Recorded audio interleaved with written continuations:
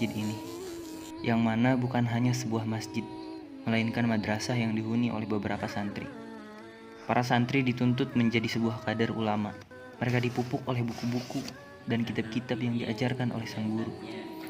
Guru yang tak kenal lelah dan senantiasa sabar menghadapi santri-santrinya, apapun karakternya, bagaimanapun keadaannya.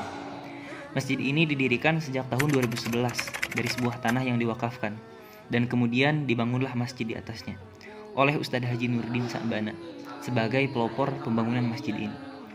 Pada mulanya, pembangunan masjid ini begitu banyak rintangan dan hambatan yang dilalui, baik dari orang sekitar atau bahkan dari orang luar sekalipun. Dari segi infrastruktur pun masih dibilang kurang memadai, karena saat itu masih banyak sawah dan lahan-lahan kosong. Tapi dengan keteguhan hati yang mantap, hambatan dan rintangan terus dilewati dan dihadapi. 3 tahun berikutnya, masjid ini mengalami perkembangan dan memiliki kegiatan-kegiatan untuk kepentingan masjid. Masjid dan Madrasah Nurul Ilmi secara resmi diresmikan pada bulan Desember 2015. Setelah selesai pembangunan masjid, pembangunan tidak sepenuhnya selesai, karena masih ada yang mesti dibangun, yaitu madrasah dan asrama untuk santri.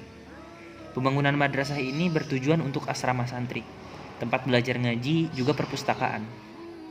Madrasah ini dibangun bersebelahan dengan masjid untuk memudahkan dan melancarkan kegiatan belajar dan mengajar.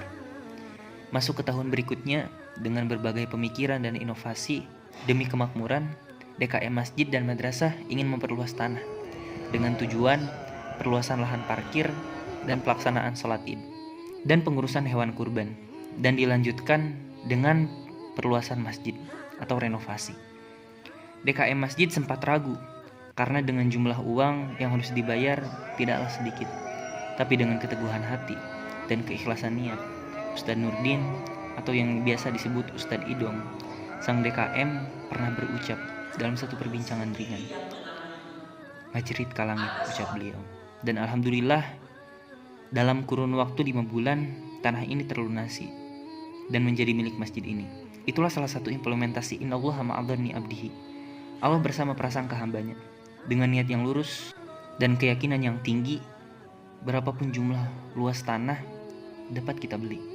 Itulah salah satu bukti jika kita memiliki keinginan dan keinginan itu diridhoi oleh Allah Subhanahu wa taala, maka sesuatu yang sulit itu pun akan senantiasa dipermudah oleh Allah Subhanahu wa taala. Saya Fadlan Mulhaki. Inilah Jurnal Masjid.